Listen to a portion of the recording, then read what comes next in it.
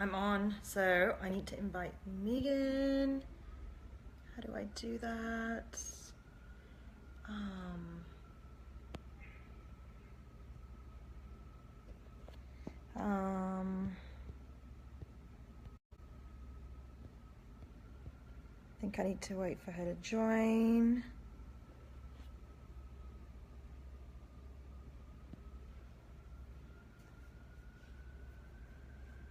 Okay. Oh, I'm still here. Hopefully nobody had to look right up my nose or anything.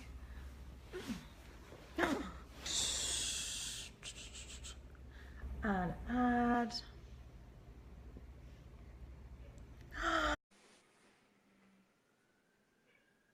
And as usual, I'm gonna have great arm strength from holding my camera up. So I've invited you. Hey Corey, hey Julie. So I've only ever been invited onto pages. So let's just see.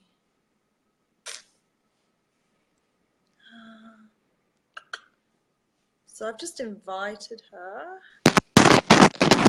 Oh, yay, we did it! We did it! We are the winners! Woohoo! You're crackly though. No! Or is it my phone? I didn't want Crackle, to crackle. crackle, crackle. I don't want to Was that- crackle. You know, I was talking to Julie yesterday and I was like, it'd be really good to have a theme tune. Maybe that was the theme tune. Crackle, crackle, crackle as you come on the line. It starts to crackle with your own theme tune. Is your future crackling? Is your future crackling? The welcome, Miss Megan. Is it Megan or Megan? Megan. Megan. Because I was saying Megan yesterday, and it's like, oh, maybe that's a future name, but not right now. Not in just 10 seconds.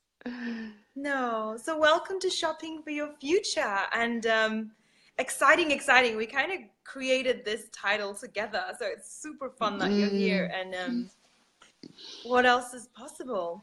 Yeah, I'm super excited. I really so opened up into, because I used to kind of live in this world called like stuff wasn't important, and like it like you can do without, and like you don't need that. I'd spend all this money on experiences but never like physical things. And I really got in when we created this idea for Shopping for Your Future, like how the physical things really are like our future talking to us sometimes, and the creation points and things that are just saying, hey, like it's time for more. And I've been having so much fun playing with that since then. It's just been like, I feel like there's just so much opening just from the idea that the things I desire actually could be desiring me. The things you desire could be desiring you. Go figure. Like, really? Yeah. What about that? Did Rumi say that? I think Rumi said that, didn't he? Like everything you're desiring desires you, like, or something like that. I mean, I can't quote him word for word, but so what is Shopping for Your Future for you?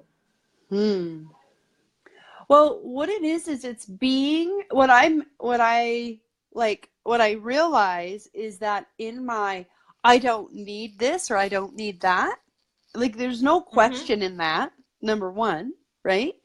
And the other part is that it's really like that's about living barriers up. And to me, Shopping for Your Future is actually living barriers down and being willing to be vulnerable enough to go, yeah, I actually desire that. That's actually beautiful. And like I think that for a lot of us, when we desire something that has like a big price tag on it, let's say, right? Because we have like a yacht. Like a yacht. Like a yacht. For instance. One just went past. Let's just say a yacht. And we go, wow, what would it be like to have a yacht? Wouldn't that be great to have a yacht? Oh, and scary, even more scary, what would it take to have a yacht? What if I could give that to myself? Like the vulnerability actually in that. Like some people do that from ego. Some people do that from barriers up. But like for most of us, and I would say probably in particular humanoids, to actually go, like, we have so much worth stuff going on that we won't let ourselves be vulnerable enough to even desire it because we don't think we're worth that. And so for me, Wow. shopping for the future is like investing in our future. It's investing in our worth. It's investing in our personal value in such a way that allows us to expand our willingness to see greater futures, like to really like see what's possible for us. And so I feel like this shopping for the future thing, I feel like it brings up so much stuff. And it's like, and it's so funny because like, you know, I really grew up in a home where stuff was made very unimportant. And actually I was made to feel like I was wrong if I desired it. So this shopping for the future has really created this whole new perspective. And I actually just realized all the places that I'm keeping out possibility. And I'm the possibility queen. Like I have a program called Possibility Play. And like by not being willing to see what it is I actually desire and actually ask questions about what would it be like to have that, or could I create that, or would I like to create that, that I'm actually keeping out my future and I'm keeping out possibilities. Wow. I did not see that. And that's what's been so cool about playing with you in this and coming up with the idea together. But that idea just keeps giving to me because it's like I realize that like in the unwillingness to shop, I don't care what kind of shop, if you're shopping for a coach or a dress or a car or whatever it is, or like whatever it is, that it's like it's allowing yourself to play with desire. Wow. You said so much in like just the time you've just been on here, and I'm like, wow. So, one thing you talked about was like barriers up and barriers down. So for anybody who is going to be watching this now or in the future and they're shopping for their future, what does that mean?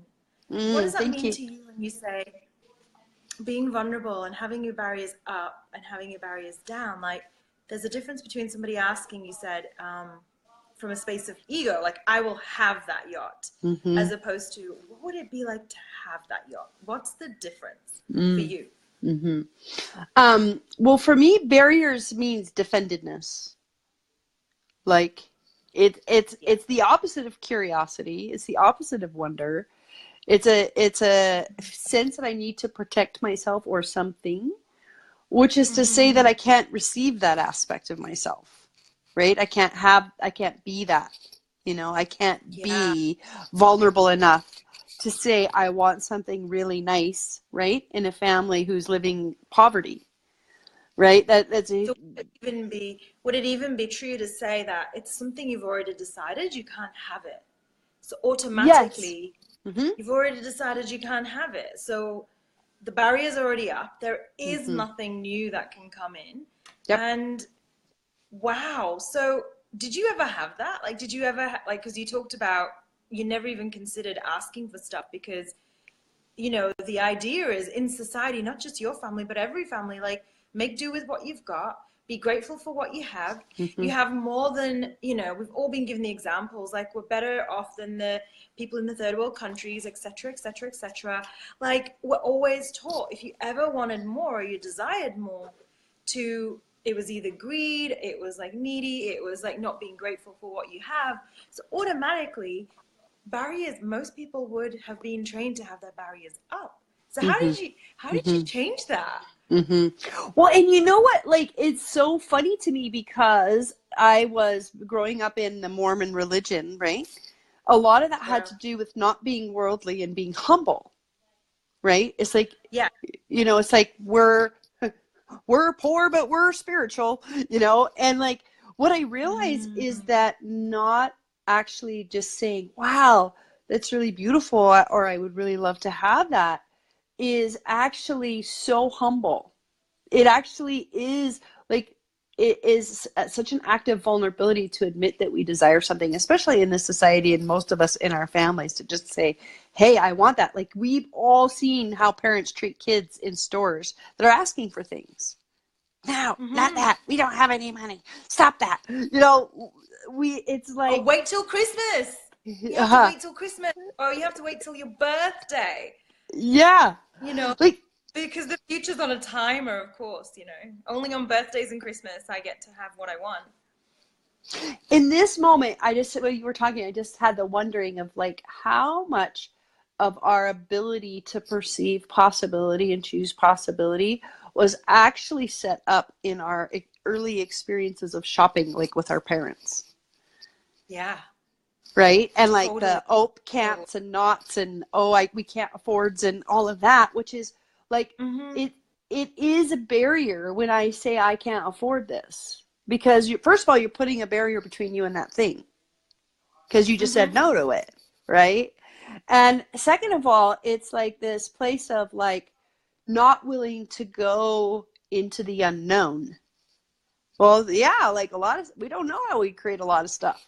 I don't know how I create that yacht, but it's such a vulnerable act to go into the known. It's much easier to say, based on my past, based on everything I know, I can't do that. And it feels good to be right and to know that I can't do that, rather than to go, well, I don't know. I don't know if I can do that.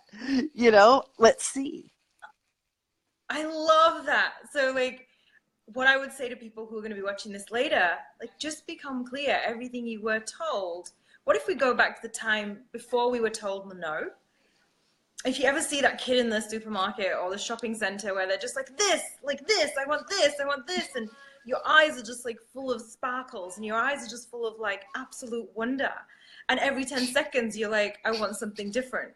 So what if everybody who's watching this just is listening to Megan and myself going, well, yeah, I was told no so many times that I don't even know how to shop for a future.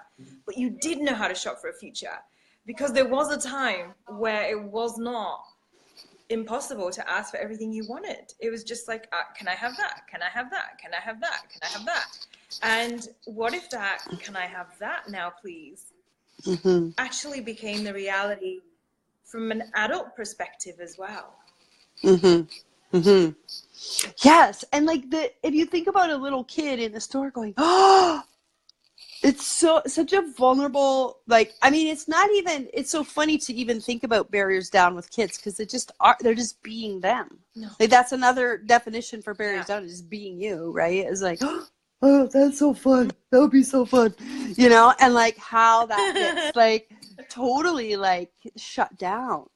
And like, and how has that become an overlay for how we create our future and how we create our lives? Totally. I love it. You've given us so many gems already.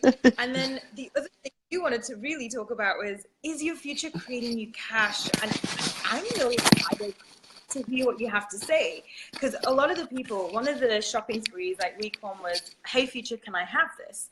And everybody was posting things around money and like super yachts and houses and chalets and all these amazing, really big asks.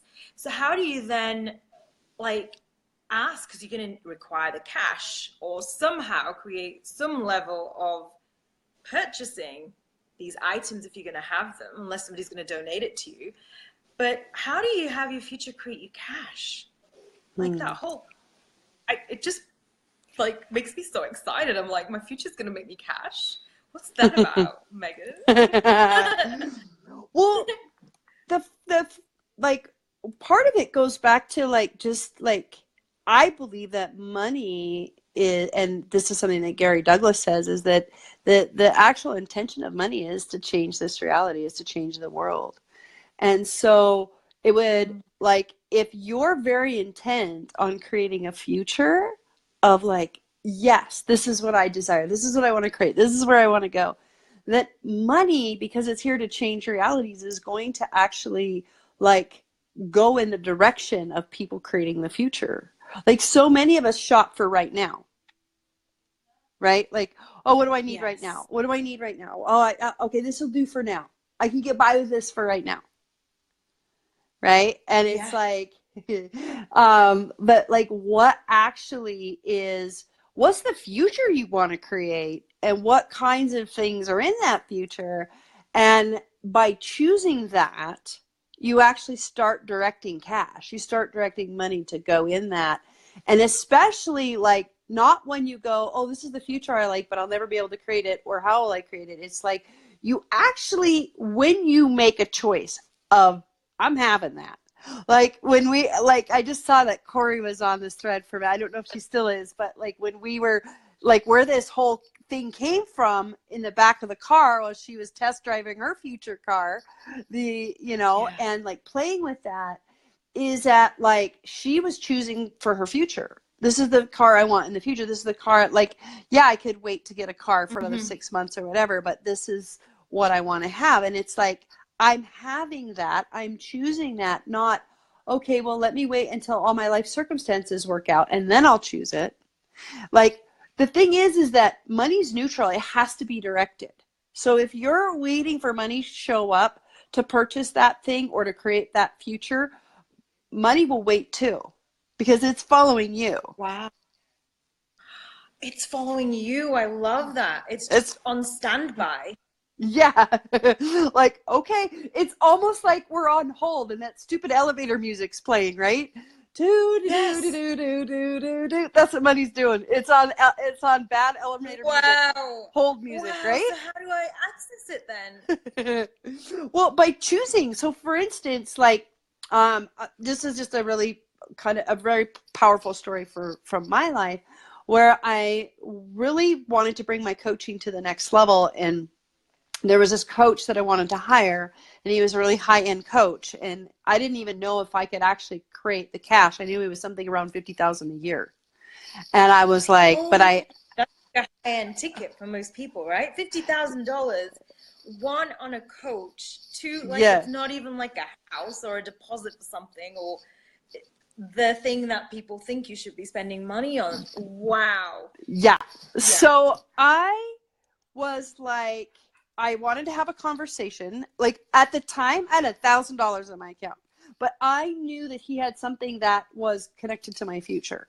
Like, I knew that he had something for me that was going to grow me. And I have always believed that the best investment you can make is in yourself. And that's actually what shopping, that's the other thing that I would say shopping for the future is an investment in you. And then, because you're the one creating your future. Hello. Like, if you're not there, there's not going to be any future. So, So anyway, I got on the call. I had a conversation with him. I just knew. And as luck would have it, he offered me a 3-month contract, which was a lot less. It was $13,000. But that still was kind of in the realm of the impossible, because I had $1,000 in the bank. And so I was like, yee. But I knew that I wanted to. And the way that he plays is basically, I could say yes or no, or throw out a negotiation. And I said, yes, I'm in, but I'd like 30 days. And he said, okay. And so I actually we set up the coaching session. And I'm like, I'm in. And I'm raising the money, And so I didn't go, how am I going to do this? Let me get back with you. Let me see what I can do. Let me see what I can do with my finances. That all's the elevator music. Do, do, do, do, do, do, do. I just said yes. Wow. And it was crazy, because what it taught me is that I never really had, because I kept myself not buying things, right? I never really had to look for large chunks of money. So what I realized is I was in a bank looking for small change on the floor. That was what was happening in my reality. And when I said yes to generating $13,000, I had to start looking in an entirely different place for money. And I realized that there was money all around me, and there was big chunks of it all around me, but I was crawling around on the floor looking for spare change. And so the process of saying yes to that and choosing it changed the way I do money forever. Wow. I probably doubled my income that year and continue to increase what I create every year, in part because of that choice right there. Like, I chose something that I couldn't afford, that I had no idea how, but I said yes. And that's how you bring cash to the future. That's how the future begins to generate, because the future goes, oh, you're going to choose this future? Oh, okay, cool. Well, you'll need these resources, and I told money, hey, this is the future I'm creating. I'm choosing to make huge impact on this planet. And I'm choosing to up my capacities and up everything I am to do that. And so money followed. Wow. Wow. Wow. I'm just like, wow. Because it truly is that space of like, holy moly, I'm creating a bigger future. Like that to me was the yes. It Mm-hmm. wasn't just about you. It was about, I am here to create a different reality for people on the planet. And for me to be able to do that, I have to be something different. I have to be someone different. I can't be crawling around on the floor looking for loose change. So the Mm-hmm. upgrade for you means the upgrade for the world. Mm-hmm. Yeah. And the future totally supports that. Mm-hmm. I totally believe that. I believe the future is like completely out on a whim. It's out there going, hey, the planet, the earth. I know we're going to just go into a completely different space now, but there is changes that are required to be made. And the future's sitting there on a whim going, I'll give you all the resources. And money's just one of the resources. Mm-hmm. People are the Mm-hmm. resources. Like your coach, he was the resource. Mm-hmm. Your phone Yeah. didn't even make the phone call. Like it literally is going out on a whim going, if you want to create a different reality, if you want to create something different, I'm right here. Mm-hmm. And you can either be on the mute or you can have that soundtrack playing or you can just pick up the phone and say yes. Like that's the Mm-hmm. hardest word, isn't it, really? Mm-hmm. To say yes. Like if you knew it was already there, would you choose it? Like if you already knew the money was there, would you choose it? Mm-hmm. Well, and the Have I truth gone is, off? it is there. That's the thing. Yeah, That's what I realized. yeah. That was my awareness. It's like, it's there, but I was not looking for it or perceiving Mm-hmm. it based on the choices I was making. The choices to live a small life, the choices to live a simple life, or to not have very much stuff, or whatever it was that I was looking for, where the small change was, instead of like looking for how I could change the world. And like, can you change the world more with money or without money? Like we can look at it that way, but it was really about, it was saying, I choose more. I choose a different future. I choose to live in a different way, and I choose my impact to be stronger. And when we do that, and we don't put a butt in the way, we don't put our butts in the way, like,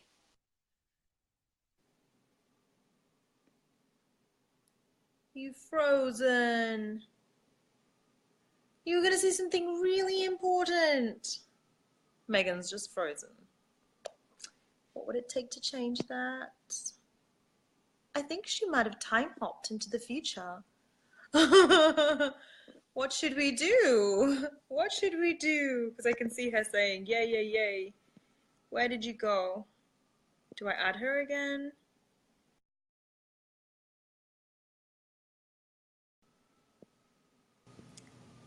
I'm going to add her again.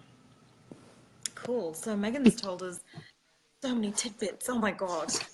I think you just time flew. Like I totally perceived like this entire world and everything that's ever wanted change is just kind of hopped on board and gone, yes, yes, yes, yes, yes. How many other people, like anybody watching in their living rooms, anybody watching at work right now, anybody watching in the future, if you're saying no to the things you know are going to create a different future, what if we turned it on its head? And if you knew you had all the resources waiting for you, it's like you're a builder and somebody said to you, do you want to build a house? And you're like, I know how to build a house. And you're like waiting for the bricks and the cement and the wood and everything else, but it's sitting in front of you, and you're like, and the house and the materials are going, but we're right here. You just have to you just have to walk through the door and see that we're already here. mm-hmm. I get that's the scariest part, is knowing it could be that easy. Mm-hmm. Well, and I think that's where the vulnerability comes in, because if we are not defended, if we're not in the I can't, then we're available to actually perceive and receive the possibilities or the contributions of people, of places, of resources. Like, we'll actually sense them if we're not in the I can't. Like, I can't is so lazy, I think. It's just like, I'm sorry. I have no creativity. Like, I have no great. I I'm have just no. gonna pass out here. I'm just gonna get my Tim Tams from the cupboard and stick on Netflix, and that's the creative day. Yeah, yeah, for Yeah. sure. And so it's like, it's really about like being undefended allows us to actually perceive what is already there for us. And I think our desires point us in the direction, like the desires, like the things we really love or we've always loved or desired, like they point us in the direction of the creation points that would actually expand our life, our particular capacities in the greatest way. And to be like willing to go, yeah, like even if you say yes to a desire that, so what if it takes you 3 years to create it or something, right? Like for whatever reason, like, but just saying yes, it can start contributing to you. Yeah. I had this girl in a program that I'm doing called the Creatorpreneur Club.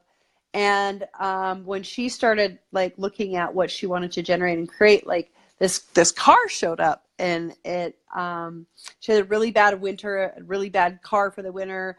And this car showed up in her world, and she was like, she said yes to it. She was on a call of mine that said yes and she's like, what would it take to create that? And she literally felt that car actually contributing to her. She had never made more than like, I think it was $10,000 or $15,000 of her own in a year in her life. And she made $15,000 in 1 month and purchased the car through cash.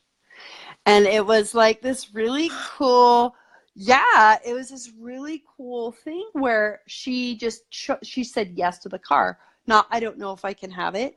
No, yes. And it was in November, so she needed it by the winter, right? It was like the end of October-ish. And she's like, no, I'm having that. And she said yes to it with not knowing anything and went out and just created her ass off. But she said she literally could feel the car helping her create the money for it. And that's another way that when we choose a future, then cash can really contribute to that. And it can, the future can pay us cash. I love that. It just goes back to the beginning when you said everything you desire, what if it's desiring you right back? So if she desired the car, it's a total match. It wants to be with her too. And that sounds a little crazy for some people, but truly, if something desires to be with you, the universe will move cogs and cobwebs and everything out of the way so you can be with that thing that truly is a match for you, which is why the world is so abundant. It's so abundant. It's like, I think on our radio show, I talked about the dress that I really wanted, but it really wanted to be with my friend. And this thing, when it's a match and you can see something is a match for somebody and it lights them up, there's a completely different movement. It's like your entire body moves towards it. Your entire future comes to meet you. It's like your future's meeting you halfway. I had that with my car too, by the way. My car's called Chili, and I had her on camera yesterday. And she has this beautiful gold sparkle through her. And I was shopping for cars, and I never ever thought to go into Ford. And my body was like, well, we'll just look around, They're all mediocre cars. And then I knew why I was there. A truck pulled up with the most beautiful orange car with the gold glitter through. And my body and the car was just like, hi. And I knew this car was going to be in my life, and I didn't know how. And it's the same thing. I didn't know how, I didn't know when, and I didn't know what, but somehow that car wanted to be in my life, and I was not leaving that car space until I drove home in my car. It was wanting to be with me. Wow, that's so cool. You know what I got when you were talking about that? Like when you met your car? The love at first sight I did. moment, I met my car. When you met your car? That there was this, what I saw was that the molecules of you and it like alchemized. It's like you started, it was like it it was bringing something to life. Yeah. And if you think about anytime we're excited, there's an alchemical process going on, right? Even just shifting from one emotion to another. There's an alchemy of the molecules into a different vibration or state or frequency. And when you were talking about things matching people, like when you saw that dress match that girl, like your eyes just went like this, and it's like it was almost like in Cinderella, you know, when they put the wand and there's all these like little sparkles that come. That's how I saw, like, when we find those things that are a match for us, there's an alchemical process that occurs that opens up space and changes our frequency and turns us on. And like, that's just came to me while you were talking, because I just kind of saw all of it. It was so cool. Yeah, totally. It's totally like that. So people wanting to have cash in their future, like what would you say, like if you're starting out right now, or you might already be creating futures and you're like, oh, I created that, or I brought up the cash for that. Yeah, what questions or what tools or what advice would you give them? Because you're such a futurist. What would the future like to tell these people? Choose. Like, that's the biggest thing, really. Like, I could give a lot of like questions, right? It's like, choose. Like, what I know from my own experimentation, and I create all these little experiments for myself all the time. What I know is that when I say yes to something that feels like really impossible to me, that actually gets the universe excited. The universe is like, cool. Because like when we keep like playing small and like, oh, I'll just have this little thing or that thing, the universe is like, I think it kind of gets bored with that, really. Like, you know, but when you asking for the bigger stuff, really. Yes. Yes. Well, and that's actually, you know, a lot of billionaires talk about this. They say it's easier to create easier to create $1 billion than $1 million. And one of the reasons is there's so many people going for the $1 million mark. There's hardly anybody going for the $1 billion mark. And so the field is more open, right? So asking for things, choosing things that are beyond what you think is possible, actually invites the universe in a bigger way, because the universe is like, now the game is interesting. This is fun. And if you choose it big enough that you actually don't and can't possibly know how, it actually takes the howie brain out. Right? Because it's like, I don't know how. I have no idea how. You know? Like, I'm playing this game right now with this coach that I follow, Michael Neal. It's a program called Creating the Impossible. And the only rules is that it has to feel impossible, right? And it has to be something that you can create, that at the end of it, you can say, hey, I created this. And it was funny because my first goal was I was going to play with money. And I was going to do $300,000 in 90 days because that felt really, really impossible. And then I read a thing that it does feel impossible, but the excitement, like, it's not like an impossible and you're depressed. It's an excitement. It's kind of like a wonder. Like, can I really do this? It's almost also taking like a bet out on yourself. You're almost having to have your own back. Like, can I do this? Yeah. Can I do this? Me. And what's really interesting about it, though, is that he put out a video and he was talking about the 10 times rule and how when you ask for 10 times more than what your goal is, how it actually has an acceleration effect and people actually reach it easier than if they didn't. So I actually 10 times the 300,000 and I went to 3 million. And it's freaking me out. The zeros. Right?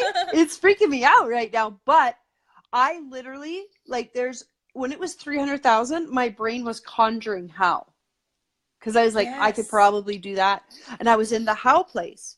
But there is no how for 3 million. In my world right now, there's no how. Totally. So I'm so in the unknown, and I'm so in the wonder, and I'm so in the holy crap, what is possible?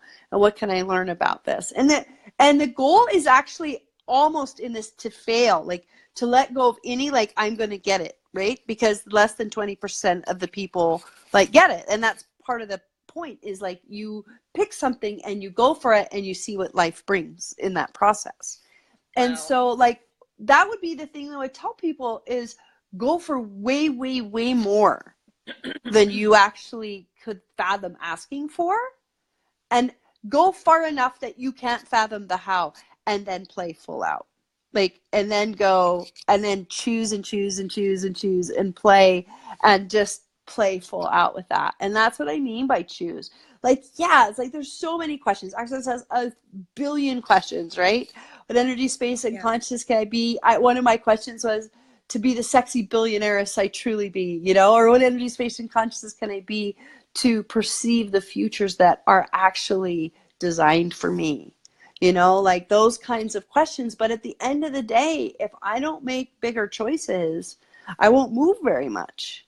Like the questions will Yeah. bring in more awareness about the choice, but we've got to like go, okay, like everybody listening right now or in the future, like think about something you wanted, just whatever that is, right? And that you could ask for, that you could say, okay, I'd like to create that. Now times it by 10. And what does that do? Where does you see? Look at you. Like if it makes you I know, giggle, because all of a sudden there was a helipad that just appeared in the plot that I wanted. Like as soon as you said it, I was like, oh. mm-hmm. Yeah.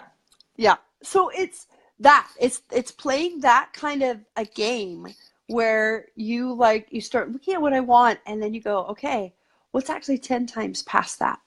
But not from a fantasy place, but from a place of am I willing to actually play full out to create that? You know, like for reals. And not and be totally awesome if you don't. Like if I go for 3 million and I make 150,000, will I be pissed? No, 150,000 in 3 months? Like I'm going to be happy with that, right? Or whatever it is. Yeah, I think you'll cope with that. I think I'll and that's the cool thing, like and this is going to be part of a call series that I have coming up, but I realized that when you 10 times what you're asking for, what you're choosing, you actually create a bigger target. Yes. Right? Because $100,000 is inside of 3 million. I just made the target much bigger, right? And if you can't hit the broadside of a barn, right, go for the Empire State Building, like go for something bigger. And so that's what I'm playing with in my life right now with regards to like accelerating the future and creating more in the future and opening up to have the future really contribute to me creating with it. Yeah. I love that. And one of the games I've been playing with recently is I wrote down my targets as well for money. And then I wrote down like, if I had that, if I wake up this morning and I open my bank account and all of the money that I say that I require to create whatever I want is sitting there, what would I be choosing today? Mm-hmm. And it's just this space of like, Mm-hmm. and for me, I've got to be honest, it's been like, I don't know. So Mm-hmm. how many of us live or stay in the fantasy phase of this is how much I'd like, but don't ever actually create it because we don't even know what we're gonna do when we. Do you know what I mean? There's a sense of like, okay, now you woke up, you're in the chalet, you've got the car outside, you've got the this and you've got that and you've got this. Now what? Yes. Mm-hmm. Now what? That's when life And I just guess starts. if you're not even looking at that, what would you like to create with it once you have it? If you're not even looking at that, then it is going to stay as a fantasy. Yes. Yes. Yeah. I love that too, because it's like there's this place where we think it's the stuff is really pointing us in a direction. It isn't the end game. Mm-hmm. And so many people make the stuff the end game or the money the end game. And truly a really big aspect of this sort of $3 million thing is to really learn how to play with money, to let it be like non-significant, to get to that place where it's pure play, right? Because it isn't about the money. It isn't about the stuff. But all of the things we desire actually point us in the direction of something greater. And that question is so great because it's like, if you have everything, you've got a yacht, you've got a this, you've got, now what are you going to create? That's when we start really looking at changing the future of the planet, changing like people's realities, like on a mass scale. Because once all of our stuff that we think we want is handled, then it really becomes so much about giving. It really becomes so much about what can I be? What can I contribute? And, you know, you and I, obviously that's how we create anyway of what we can contribute. But as long as we feel like that, I think that as long as people are in survival with money, they actually can't really get to the contribution they could really be. And so the desires are actually asking us to get out of survival in a way. But they're not the end game. There's something beyond that. But they're just, it's kind of like breadcrumbs, like leading us to the, you know, something greater. Yeah. So I just love this whole conversation because there's so many webs and like gems in here. But you started off by saying, when you were younger, you never believed you were worth it. And you never believed you could have something. And then at the end, you've just, well, not the end, but now you've just spoken about being a contribution is where we're actually aiming for. That's actually the target. Once we've got all the stuff, we end up contributing to more than just ourselves, more than just our families, more than just our communities, but like actually take it out further and further and further, which brings me to the whole connection of, well, if you never thought you were worth anything, do you ever actually think you're a contribution? So there's this huge leap from, if you never thought you were a contribution, would you ever, ever, ever ask for that to show up? Would you ever think you were worth that showing up? If you don't think you're a contribution, there's no real end game. So you're just going to sit in the survival. Yeah. Survival is easy. Thrival means you have to know and believe and choose to be a contribution. That's going beyond survival. Yeah. And, you know, and what if we could just choose that? Like I went through lots of processes and pounding pillows and all kinds of things to oust all the demons, right? So that I could... let me get my anger. We did this whole punching thing with the pillow once. Get out my anger. And I was like, I still don't know what I'm doing with my life. But anyway, I punched the pillow and I did a really good job. And I even cried because everybody else was crying, but I wasn't quite sure what I was crying about. But anyway, people have done that too. Like, because that's like self-worth or that's self-something. But we're talking about something really different here.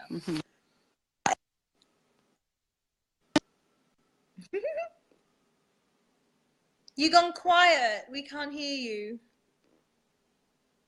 I can't hear you now. There you go. My back? There you go. But now you're crackling again. It's your crackle track. My crackle track. Hold on. Let me see what I got here. Please hold. The future is on hold. The future's on hold. Just why don't you wait a little more to choose what you want? Okay, so yeah, that's right. We can sit here. I'll put the kettle on, huh? I've even got biscuits. We can totally pour her out.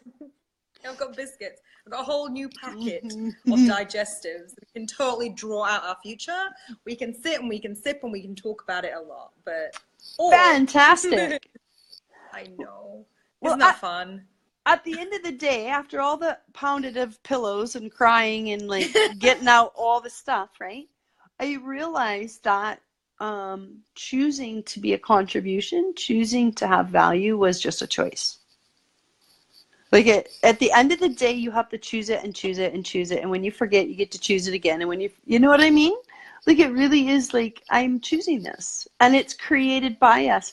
Value isn't something that's bestowed on us. Worth isn't something that's bestowed on us.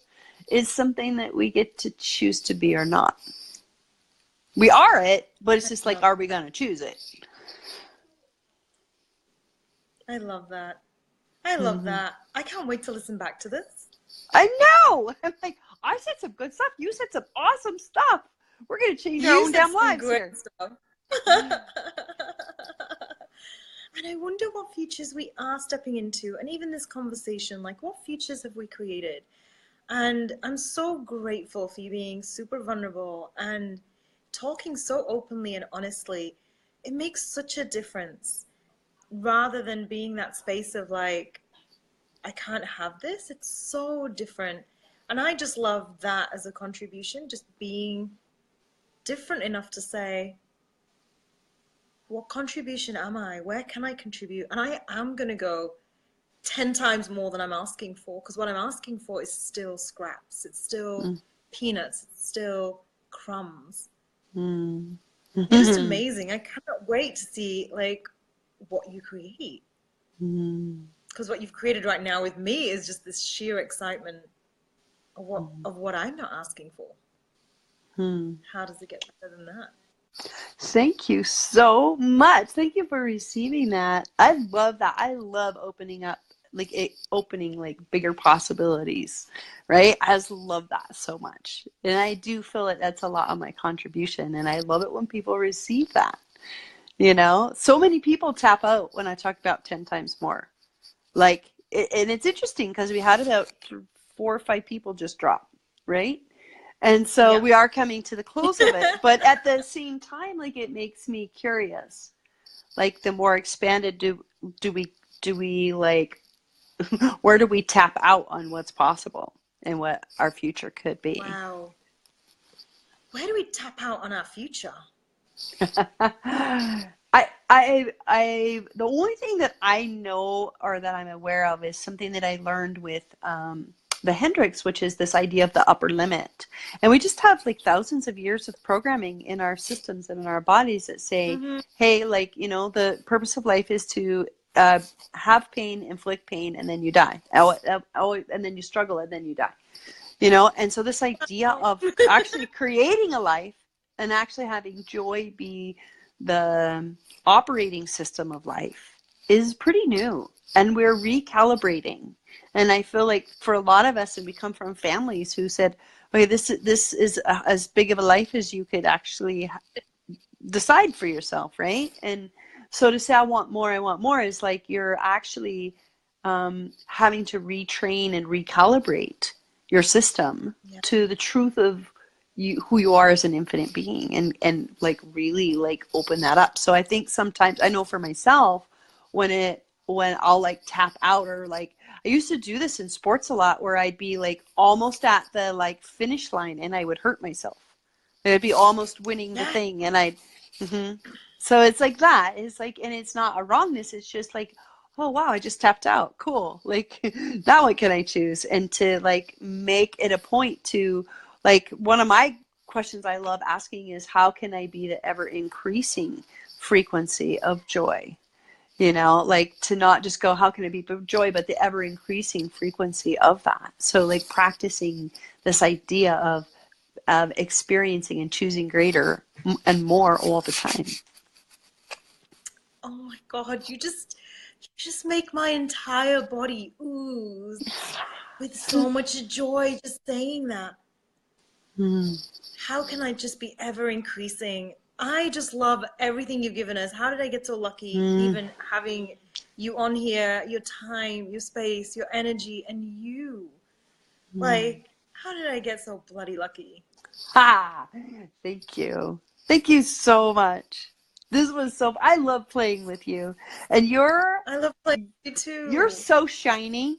You're so fun to play with. You're like, when I love shiny things, and you're such a shiny thing. I'm like, oh, like, you get all sparkly and excited, and it's so fun to play. So thank you so much for like just you so like, yeah, you're walking possibilities.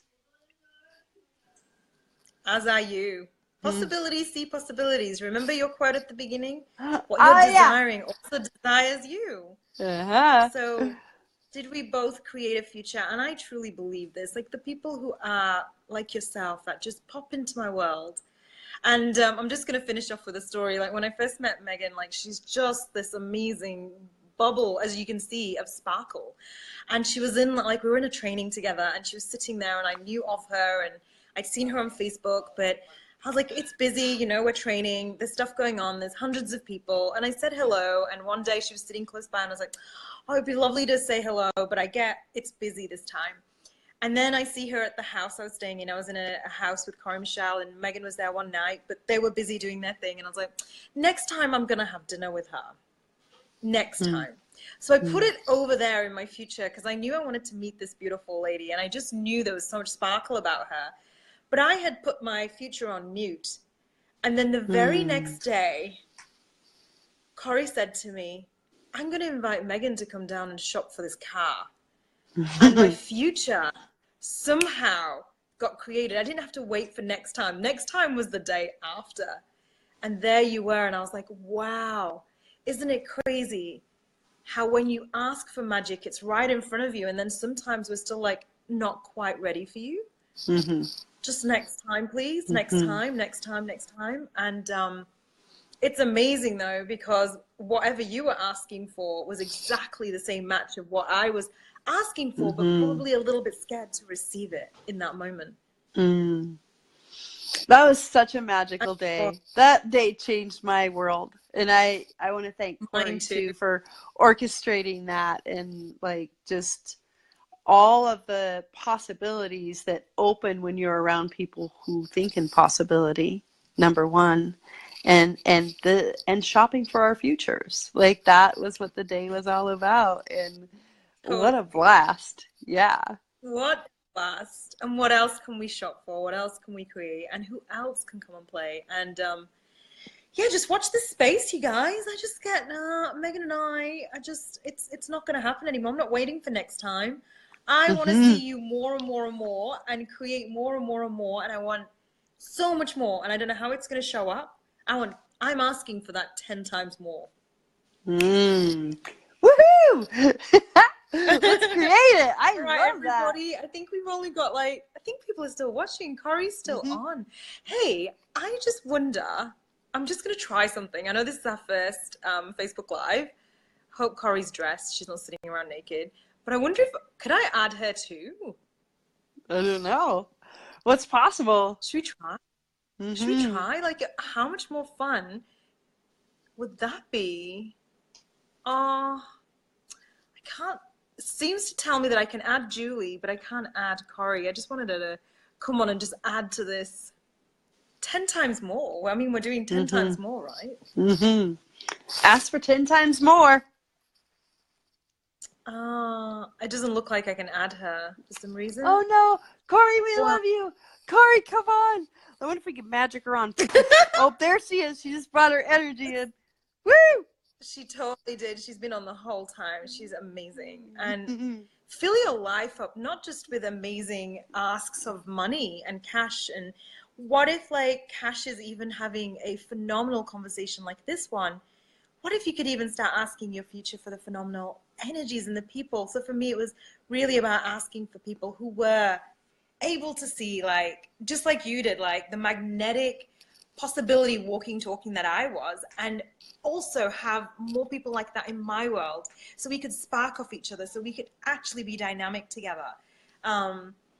So for me, it's not really been about asking for the money. It's really been, the last few years, has been asking for the energies and the people and the situations and the experiences to also show up in my world. So to me, that is my $1 billion day. Like the day I met you and the day you, I, and Corey went together, that was my 10 times more showing up in physical form. So it can look very different for each one of us, you know? Absolutely. Yeah. All right, beautiful. I think we have to hang up, but we don't have to. But we can do this again. Let's do it again. We can totally do this again. Let's do it 10 times more. You have to vote. You guys have to vote. What you have to tell us is 10 things that you're taking away from this Facebook Live. And could you tell us how you're actually going to start putting it into practice? Like which, or even just one thing. If you chose one thing out of what Megan's just shared with us, and tell us, how are you going to start using this? How are you going to start creating with this? Because what I love about Shopping for the Future is I just don't want people being submissive in the group. I actually want us to start creating our desires and start really living the contribution that we're here to be. And truly find something from this video. If you find one thing from this video and tell us in the post below what you're going to start playing with, and truly we will just be giving you guys total high fives and knuckles and sprinkles and crackles from our end to really, really, really having your back with this too. So Your future's waiting. Mm-hmm. Which tool are you going to start playing with? What inspiration are you going to draw from today? And let's go rock out and create and shop. Shop big. Go forth and shop. Shop your ass off. Go forth and shop for your future. Go forth and I give shop. you permission. Yes. Yes. What did I give people permission yesterday on my video? I was like, go out and be the perverts you came here to be. I freaking love that. That's epic. Just be a pervert, like, you know, like go out and perv on things because you might not actually want that. So to me, perving on things is literally going, I'm just gonna perv on this nice, look, it's furry. So just perv with this, like I'm gonna perv. I'm perving on, and I was perving on Megan, like in the facilitators training. I was sitting there perving on her. And years ago, I perved on Corey Michelle. I remember seeing her bouncy hair and her like vivaciousness. And she walked into a room, and I was like, "She totally is crazy possible. I'm totally like laughing you up, perving on you." And then I remember my perved first on her conversation too. with her was, yeah, I was like totally perving. I was like, "Hey, do you want to come visit me in my city?" And she's just like, "Yeah, I'm coming." And I was like, "Oh, cool." She's coming to Cairns, Far North Queensland. And what are the bloody chances of that? But I was perving. So just perv. Go out and perv. Because if you're perving at that thing that really desires to be with you, it will perv right back. I love that. Yeah. Thank you so much, Manjit. It's been such a delight. So thank you. You're so amazing. Thank you for all your gems. And what would it take to have more Megans in the world, huh? Yay! And more of this Megan in the world. Woohoo! Yay! And more Manjits. The M&M game. The M&Ms. We're the blue ones, though. We're the blue ones. We're the blue M&Ms. All right. Bye for now.